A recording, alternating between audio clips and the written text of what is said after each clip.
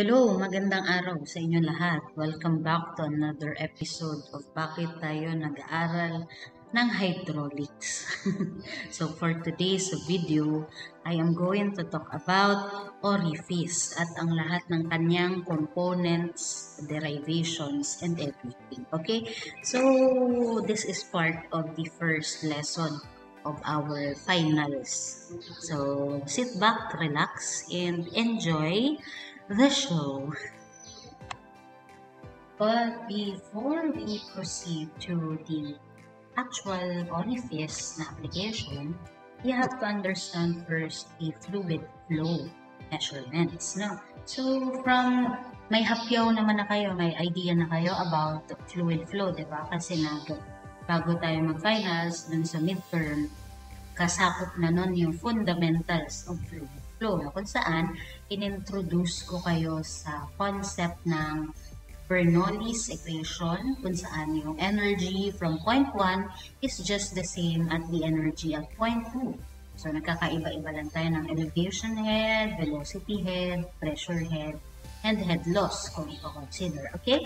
So let's proceed here. Inulit ko lang. So andito nga yung ating Bernoulli's equation or the energy equation. Diba? It states that the steady ideal fluid flow is along a streamline between two sections. So, ano na nga ulit yun? O, review.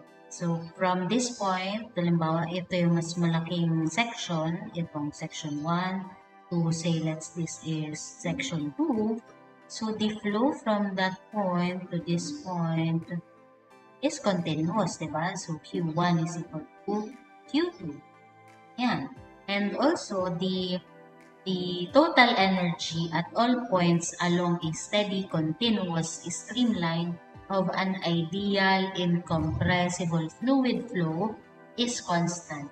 And it is written as Z plus P over density times gravity, or sa mga katuwid, this is unit weight, Y, plus the B squared over 2G, or diba, that is dun sa dati nating equation, nauna lang yung velocity. Baka naman nalilito kayo, nauna lang yung velocity dun sa dati nating equation, B squared over 2G plus P over gamma plus Z, which is the elevation head. Z is what we call elevation head. P over Y is what we call the pressure head. And then V squared over 2G is the velocity head. So, dyan lang talaga yun. Nagkakaroon lang siya minsan ng head loss, considering head loss, if you will consider head loss. So, mayroon naman tayo dyan mga examples, okay? And then, before we totally proceed, dami kong dada, no? So, let us first introduce to you three types of coefficient. Coefficient of discharge, C or CD. Coefficient of velocity, CV. So, magkakaiba yan eh. So, CV, CD, and then coefficient of yung sa area, contraction. So, CC. So, yan. Bakit tayo nag-introduce ng coefficients? Kasi nga, yung actual discharge niyan, sa totoong buhay, nagkakaroon tayo dyan ng mga losses. Diba? Kung i-relate mo siya sa buhay, hindi laging panalo, hindi laging perfect, hindi laging by 50. Meron tayong mga kahinaan, mga nawawala, mga kabiguan sa buhay. Talagang susubukin ang iyong pagkatao. Pero, hindi naman yun yung topic natin. Nirelate ko lang siya kasi nga, theoretically, we are considering the discharge at a point as continuous, diba? So, from point 1 to point 2, ina-assume natin na perfect yung pagka-distribute ng fluid sa kanya. Kumbaga, walang nangyayaring disruption, walang nangyayaring negative, or walang nababawas doon sa flow. Pero ideally, actually, sa totoo lang, meron nangyayaring losses na yan. So, siguro minimal lang, hindi naman siya super halatang halata, pero meron at meron mangyayari yan. Ano? So, the actual discharge may be accomplished by series of observation, usually by measuring the total amount of fluid passing through the device for a known period. The theoretical value can be accomplished using Bernoulli's theorem, neglecting losses. Okay? So, yung theoretical na tinatawag natin is this part. Okay? So, pag sinabi nating Z plus P over gamma plus V squared over 2G, that is the theoretical value. Hindi tayo nagko-consider ng head loss for theoretical. Okay? So, theoretically, that is the total amount of head or energy. Pero kapag nag-consider tayo ng actual loss, so neglecting yung kanina, for actual losses, we are considering actual discharge. Pero pwede mong ma-measure ang actual discharge niyan by siguro using observations and measuring devices. As in yung calibrated talaga siya to a point na ma-measure niya yung 100% capacity ng isang flow. So, for example, siguro ito ginagamitan ito ng mga devices, itong actual na to, para ma-measure talaga kung ano ba, tunay bang say 1 liter per second ang na-discharge niyan. Or hindi. So, pwede yan. Ano? So, pag sinabi natin again, theoretical, this is from Bernoulli's theorem. No? So, kaya nga may term na theory, di ba? So, theorem, theory, theoretical, mga synonymous yan. Ano? So, this is derived from, say, Bernoulli's, or kung meron pang isang scientist na magpapatunay ng discharge, so, sa kanya na lang natin ipangalan. Pero, since Bernoulli yung ating nakagisnan na talagang nagpatunay, so, siya ang ating father. The father of discharge for this day, okay? So, Bernoulli's theorem or energy theorem, dyan papasok yung mga theoretical na aspects, okay? So, pag sinabi naman natin actual, this comes from devices or measurements, diba? Na talagang ginamitan din ng science, but more on the actual aspect. Diba? Mag-iba naman kasi yung sinabi nating theory. Theory pa lang, meaning kung ano pa lang yung nakasulat, nakalithala sa isang pahina or page or book, yun yung ating sinusundan. Pero kapag sinabi nating actual, so meron na tong series of experimentation, may devices tayong gagamitin para talagang ma-measure yung kung ano man yung tunay mong pinapatunay. Okay? So, this is apyaw lang, not again related to Orifice, but just to interpret and say it in a comparative observation ko lang. Okay? So, magkaiba kasi yun. And bakit tayo nagko-consider nga ng coefficient? So, kaya ako siya sinabi kasi yung ratio between the actual and theoretical, yun yung papasok ang coefficient. Okay? So, pag sinabi natin actual, so Q divided by the theoretical, so Q's of T. And kapag sinabing discharge, so coefficient of discharge, ibig sabihin, ratio ng dalawa, actual and theoretical discharge. Okay, so dito, this is for discharge. Kapag sinabi naman natin coefficient of velocity, so CV, that is for, syempre, velocity. And the ratio between the actual velocity to the theoretical velocity, yun yung CV, okay? Coefficient of velocity. Ito namang CC, so C is for contraction, kasi ano siya, coefficient of area. So, say for example, this is your bigger pipe. Yan, ganyan. I-cross-section natin. Tapos, bigla siya nagliit, diba? So, kapag lumiit, meaning nasiksik, di ba? Or in English, na-contract. So, meaning, contraction is just a term that is specified for the change in area. Okay, so from bigger, nag-contract siya into a smaller. So, contraction meaning that is change in area. No? So, kaya tayo meron namang contraction coefficient kasi yung actual area nitong bigger picture, gets A, sabihin natin A na malaki to A na maliit. So, parang ganun, no? So, area actual over area nung then na-contract. Ay, mababaliktad ko yata siya. So, area nung actual na pinag-disperse nung liquid to the area of the theoretical pipe. So, A na maliit to A na malaki. So, later on, meron man tayong different slide for that. Okay? Next. So, coefficient of velocity. Ito na ngayon sinasabi ko na CV.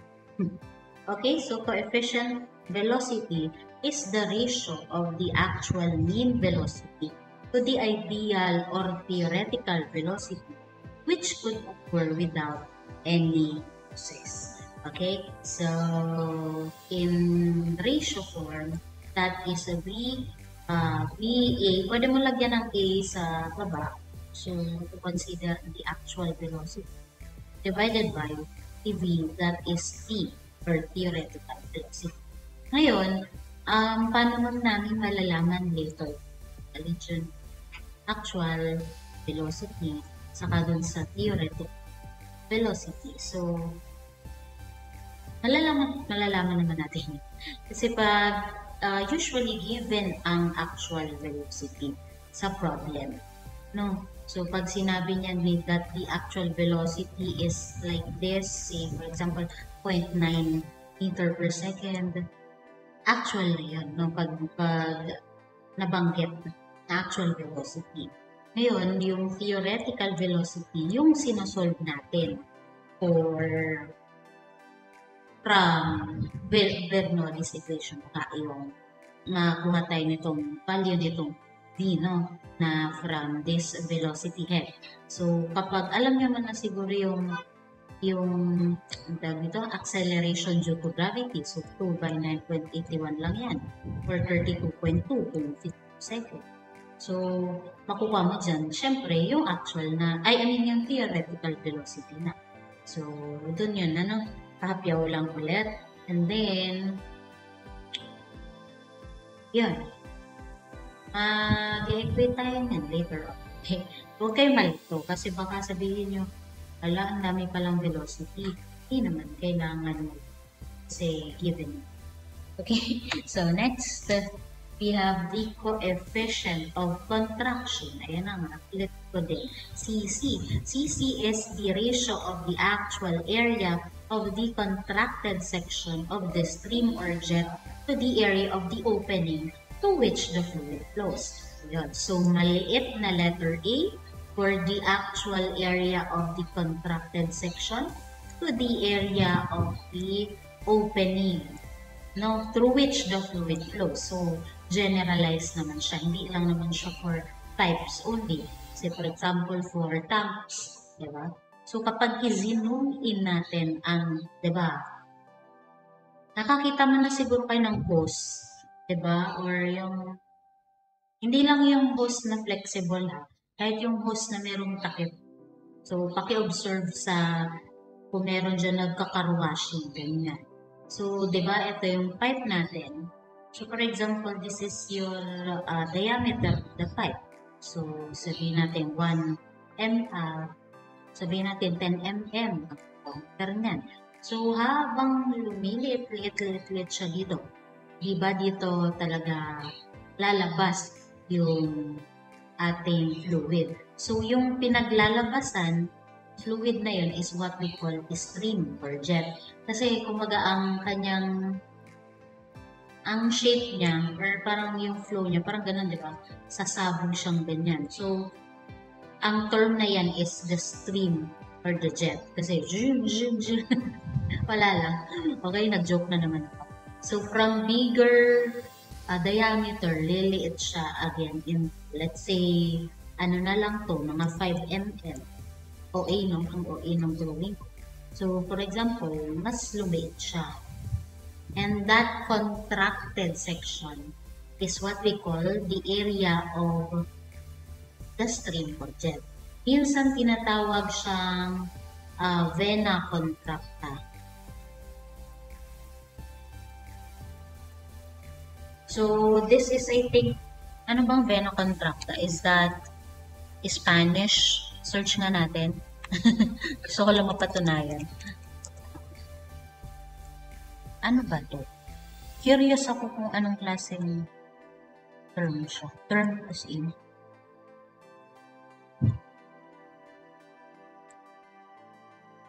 It is any of the contracted parts of minimum cross-section of a jet of fluid discharging from an orifice. Diba? Pareho lang din kasi yung meaning niya. Parang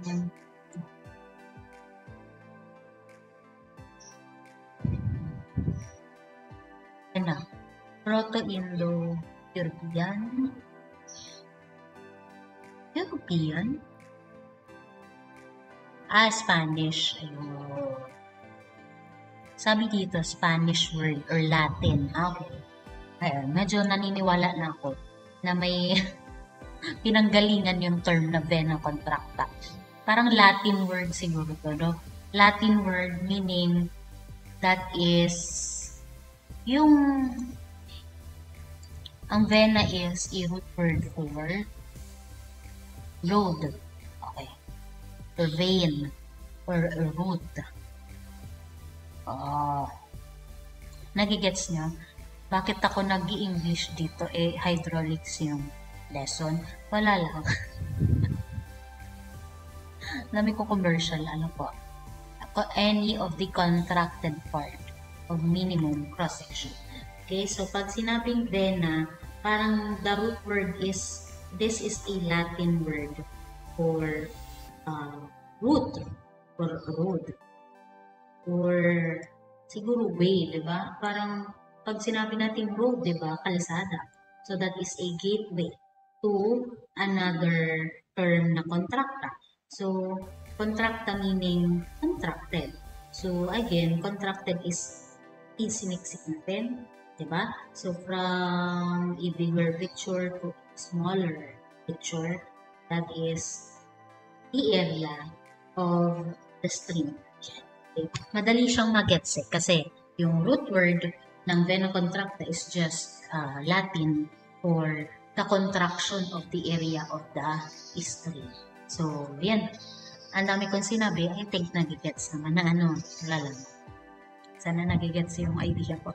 Okay, so maliit siyang letter A and then malaking letter A sa baba. So, A, smaller A over bigger A. So, huwag nyo na lang kakalimutan yan ha. So, CC is for the coefficient of contraction. Okay, malinaw po. Sige, payag. Proceed ako ngayon sa relationship between the three coefficients. So, again, sulat ko. C na malaki. Minsan kasi wala na siyang CD. Pwede kasing sabihin na lang natin na CD or C yan. For the coefficient of discharge, coefficient of velocity for CV, and then coefficient of contraction for the area for CC. Yan. Yung tatlong yan, i-relate natin yan sa isa't isa kasi ganun talagang buhay dito. Puro derivation. Pero actually, direct substitution. Once na malaman mo kung saan galing yung meaning nitong mga to, so madali mo na lang siyang i-apply through the formulas. Okay? Pero before we proceed to the formulas, alamin natin kung paano siya nag-derive. Okay? So, let's say the actual discharge. Diba? Itong Q is equal to C times QT. Galing lang yan doon sa ating first equation, which is C is equal to Q over QT. Okay? Actual over theoretical. Ngayon, i-transpose ko itong theoretical discharge to the left side to get this equation. Okay? Nagigets? Transpose lang yan ha. C, meaning C times QT. Okay? So, yan yun. Actual discharge, pwede mo siyang i-transpose na nga. Ibalibag mo dun sa kaliwang equation para one unknown ka na lang dito sa kabila. Okay? Sana nagigets. Pati rules of multiplication ay aking i-explain talaga. Mahusay talaga sa inyo. Okay? And then, ano pa? The actual area times the actual velocity. Okay, another pointers to consider.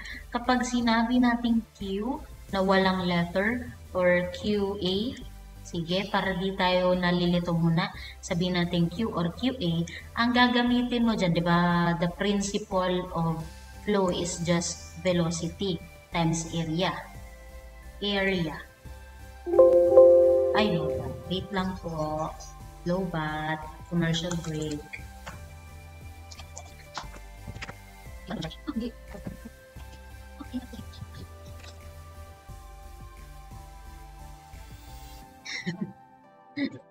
Ayan.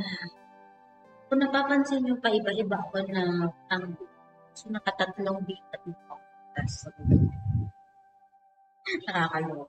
Wala, mga siraya kang masaksakan. Sobrang tagal lang hindi nagagamit ng classroom. Hindi na po gumagana ang mga saksakan. Nakakalo. Pero, tuloy ang laban, okay? So, for, asan ako? Actual discharge is Q is equal to C times QT. Galing siya dito sa coefficient ng discharge. So, actual over Q. So, pag sinabing Q lang, so actual yan ha. Pag may QT, theoretical yan. Okay. Then, the actual area A is times the actual velocity. Ayun pa. Diba, ang ating basic formula for discharge is just velocity multiplied by area. So, sa makatuwid, A times B. Kasi velocity is meter per second, area is square. So, pag multiply mo yun, makakakuha ka ng cubic meter per second. And that is our discharge. Ngayon, kapag ang ginamit mo is actual, so dun ka lang magpo-focus sa actual. So, ibig sabihin, that is area actual multiplied by the velocity actual. Okay? So, pag sinabi natin actual values, focus ka lang talaga sa actual values. Pag sinabi naman natin theoretical values, so, theoretical, meaning A of T, B of T. Parang ganun. Okay? So, para di na lang siguro tayo malito, gagamitan natin siya ng A and then ng sure. And then, to arrive with this equation, CCA times CVT or CCAB, saan nanggaling yun? Base CABT. Diba? Ito. So, this is your actual area times your actual velocity. So, A times EA. Yan. And then, para makuha nga yung actual na area, galing din yan doon sa coefficient of contraction natin na formula kanina. Diba? Actual divided by theoretical is equal to CC. So, parang transpose ko lang din dito sa kabila itong theoretical value na to get CC times A. Theoretical. Okay? Meaning, AA is equal to CC times area theoretical. Okay? Or kanina nga, sabi ko, ito na yung maliit na letter A. Para di na rin siguro tayo malito. So, maliit na letter A is equal to CC times the actual theoretical, the theoretical area. Okay? And then, for the velocity actual, So, i-derive na din natin itong CCVT from this. No? So, pag sinabi natin actual velocity V, so V is equal to CV times ease of TO. Okay? So, transposing that to that. Okay? Then, ito, kinumbine na lang yan. So, meaning, efficient times coefficient times area times velocity. Pwede yung ito na rin. Ito lang din siya. But, ABT is QT, wherein that is, this is, yan, malaking letter V. Parang area, velocity, theoretical, is equal to theoretical discharge, right? Kasi area, this is theoretical area, this is theoretical velocity. So, ang mangyayari, pwede natin i-substitute yung AV as QT na lang. Okay? So, magiging simplified yung ating formula, go CC, CV. Okay? And then from equations 1 and 2, so yung coefficient of yung Tagalog.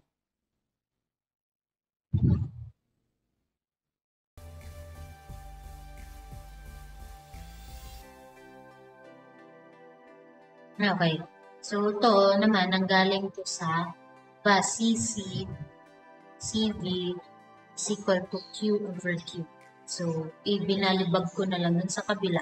And then, this discharge is the coefficient, the ratio between actual and theoretical. At simply, the coefficient of discharge, C. So, ibig sabihin, na-derive natin yung mga formulas na i-sample-sample natin siya to get that the relationship between the discharge coefficient, malaking letter C, is just equal to the coefficient of contraction multiplied by the coefficient of velocity. Okay, so C is equal to CC times CV. Nagigets? Nalilito pa? Sige, sulat natin siya sa mas malinis lang na, malinis na papel. Okay? Dito, ayan. Sabihin na natin, diba, we have 3 coefficients. So, C of, C is for discharge. Coefficient. CV is the velocity. Coefficient. And then C, area coefficient, contraction. So, dyan lang talaga galing ating C. Where C is equal to the actual discharge divided by theoretical discharge, right? Velocity is actual velocity divided by theoretical velocity. Then contraction coefficient is equal to the area actual of the stream or jet, or in other words, the vena contacta divided by the area of the flow of the stream or area of pipe, sinasabi. Okay? And then, ang pinaka-main formula ng discharge pa is also area, i-generalize to, area times velocity. Okay? So, yan, tatlong yan. Pwede na natin, apat na siya, no? So, 1, 2, 3, 4. We have 4 equations. I-relate natin sila sa isa't isa. Okay. So, by using C is equal to Q over QT. So, transpose ko sa kabila, magkakaroon ka ng CQT is equal to Q. This is actual discharge. Ngayon, for theoretical discharge, pwede natin gamitan siya ng formula C times area o theoretical or the A na malaki times velocity theoretical. Now, is equal to Q in terms of AV, so sulat ko na rin, that is area of the jet na nangyari in actual, di ba? Actual times velocity actual. So, wala na siyang A, no? Kasi nandito naman na, nasusundan. Basta yung denominator, ay, numerator sa taas, yan yung mga actual. Yung denominator sa baba, yan yung. So, sabihin ko na A is the actual area and then B is the actual velocity. Okay, or di, ano pa ba? Paano na natin ito may relate sa isa't isa? Okay, pwede pa. C is equal to, ibaba ko na to ha, I mean, ibababa ko na siya. So, AB divided by A na malaki, T times B and T. O, anong napansin? Diba, principle of factors or fraction, kapag sinabi natin ganyan, pwede nating sabihin na A over A yan, multiplied by B over B. O, nagigets. C is equal to A, sulat ko ulit, AT multiplied by B over B. Or in simplified version again, so C is equal to the contraction coefficient CC multiplied by E over BT. So, andito lang, diba? So, sa equation number 2, equation number 2. So, that is simply, there is the, okay? So, yeah. Okay na po.